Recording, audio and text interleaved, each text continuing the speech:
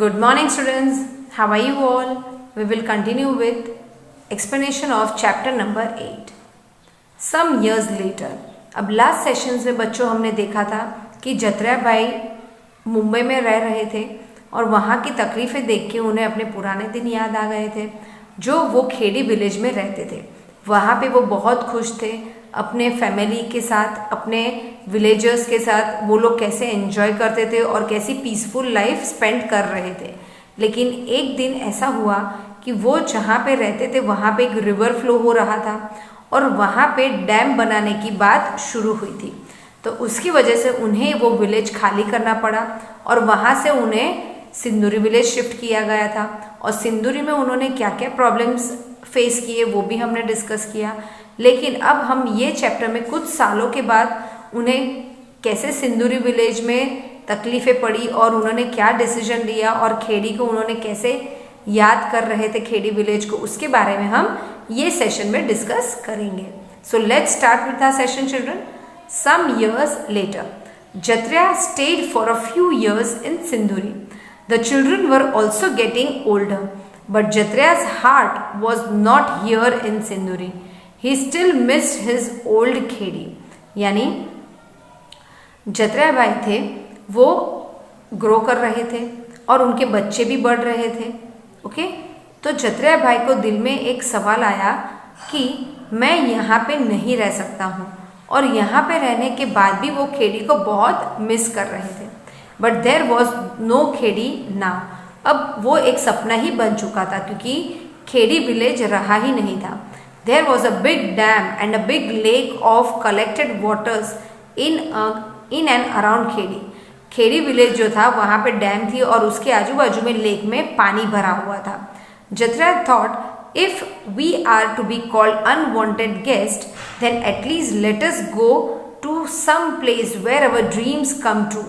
उन्हें ऐसा लगा कि सिंदूरी में आने के बाद भी वो लोग हमें अनवांटेड गेस्ट बोल रहे हैं, तो फिर कोई ऐसी जगह पे जाए जहाँ पे हमारे सपने सच हो सके। Jatra sold his land and his animal and came to Mumbai.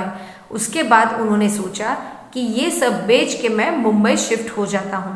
Here he started a new life with his family. His only dream was to send his children to school. यहाँ पे उन्होंने सोचा कि मैं यहाँ शिफ्ट होके अपने बच्चों को स्कूल भेज सकता हूँ और उनका फ्यूचर अच्छा बना सकूँ और उन्हें अच्छी लाइफ दे सकूँ। Here too things were not easy। अब मुंबई आने के बाद भी उन्होंने देखा कि यहाँ पे चीज़ें बहुत इजी नहीं थी। But he hoped that things would get better। यहाँ पे उन्हें ऐसा लग रहा था कि कुछ चीज़ें बेहतरीन हो सकती है। जत्रा started saving money to repair his one room shack। यानी यहाँ पे वो पैसे कलेक्ट करने लगा कमा कि वो अपना छोटा सा जो झोपड़ा था उसे वो अच्छा कर सके। His relatives would tell him, don't waste money on this. Who knows, we may have to move from here too. In Mumbai there is no place to stay for outsiders like us। अब वो पैसे कमा के अपने झोपड़े को repair कर रहा था, तभी उनके रिलेटिव्स ने बताया कि इसमें भी आप पैसा वेस्ट मत करो।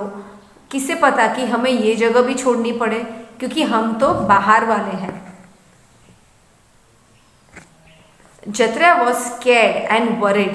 He thought, we left Khedi for Sinduri, we then left Sinduri for Mumbai। If we have to move from here to there, then when can we go? In this big city, is there not even a small place for my family to stay? यानी जत्रा भाई ने चिंता दिखाई, उन्हें डर लग रहा था कि मैं खेड़ी से सिंदूरी शिफ्ट हुआ, सिंदूरी से हम मुंबई गए तो यहाँ पे भी हमारे के लिए रहने को जगह नहीं है, तो मैं और मेरा परिवार हम कहाँ जाएंगे और हमारे लिए भी जगह नहीं है। This is a strange question बच्चों, right? So this was a strange thing which Jatra भाई फेस्ड। और उन्हें ऐसा डर लगने लगा कि हमारे लिए तो जगह ही नहीं है। Then where we will go? This situation is faced by many people who are poor, who are living on road side, those who are living in huts. जो झोपड़े में रहते हैं बच्चों, उनको कभी भी घर खाली करना पड़ता है, यहाँ से वहाँ जाना पड़ता है, उनके पास पैसे नहीं होते हैं तो भी उन्हें अर्निंग्स के लिए दूसरी टाउन और सिटीज में शिफ्ट होना पड़ता है. सो सेम थिंग जत्रा भाई was also facing. So with this we complete our chapter, children. I hope you understood this chapter. In next session we will continue with solution of this chapter. Thank you and have a nice day, children.